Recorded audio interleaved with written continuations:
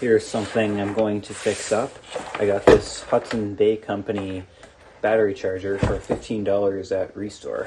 I didn't have an actual battery charger, just a maintainer, so I figured I'd pick this up. It needs some work. You can see the cables are really frayed. I don't want to plug this in. You can tell it's made in Canada with the Robertson screws. That's nice. I got the top off now, so I'll cut off all of this tape.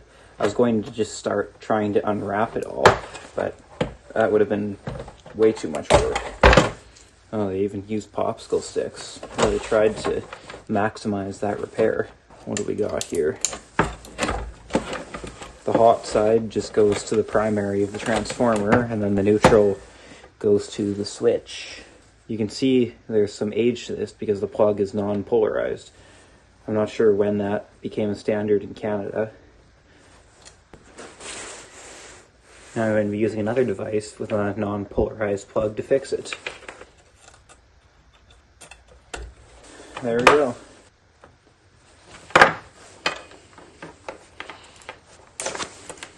I got the cable through here with the little grommet piece installed. That was not an easy task. I just popped this one out too for the DC wires. I think I'll just cut both of these wires off right here since I don't want to risk whatever's in there to break. Even though it looks solid right now, it's pretty kinked. Slide a little chunk of heat shrink tubing on here. I always hate using electrical tape because it falls off and gets sticky. It just isn't really the best thing for long-term use.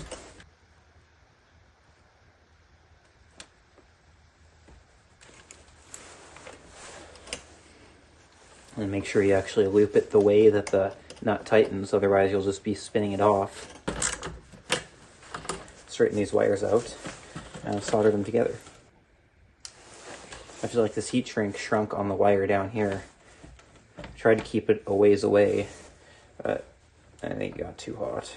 After a little bit of convincing, I got the heat shrink to go all the way on. I know I said I didn't want to use any electrical tape, but this is just to hold the wire onto this wire, so it's not kind of peeling apart and trying to short this piece out against something.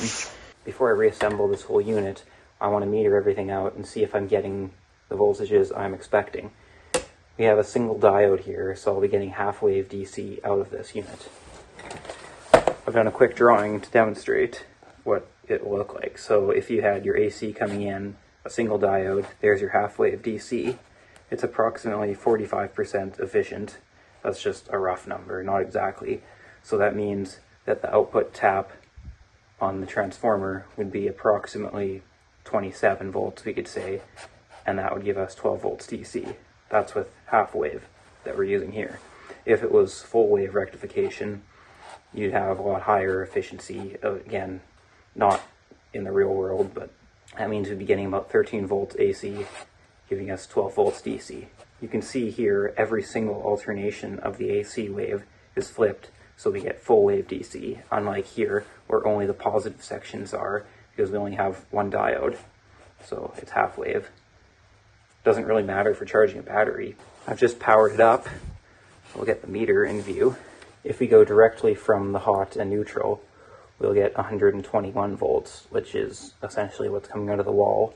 So if we go all the way across here, we'll get nearly 200 volts, which is not really useful. It's just acting like an auto transformer using on this side, which is way too much to get into in this video. And then here we should get around half, which, yeah, 73 volts AC.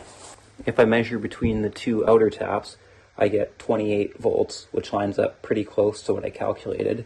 If I go between the center one and the same one, I get 13.9 volts, which is close to my second number.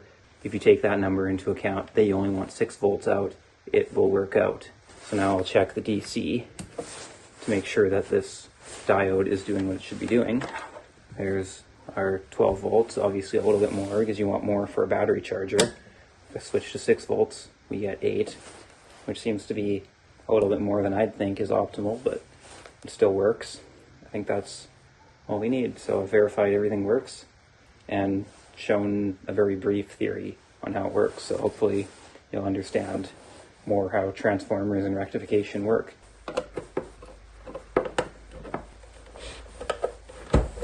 Now it's back together. I can show one more thing I forgot to show when I had it apart, when we were talking about all the voltages and rectification. If I switch the meter into AC mode, you'll see the ripple voltage here. That ripple voltage is this little amount here that will be coming down each time because it's not really smooth DC. I kind of made this a little bit confusing showing the ripple voltage here. It would look like this only if there was a capacitor, because it would charge to about here. This would be at discharging, and it would charge up and then discharge again. So the ripple voltage would be this entire amount here. Here's a battery to connect to and see if the ammeter works on here. It does. Settled down to about 2 amps. Now that everything is verified working, I think I'm going to call that the end of this video. I mostly just wanted to make sure this thing works properly and get it safe again. And that has been done, so that's it.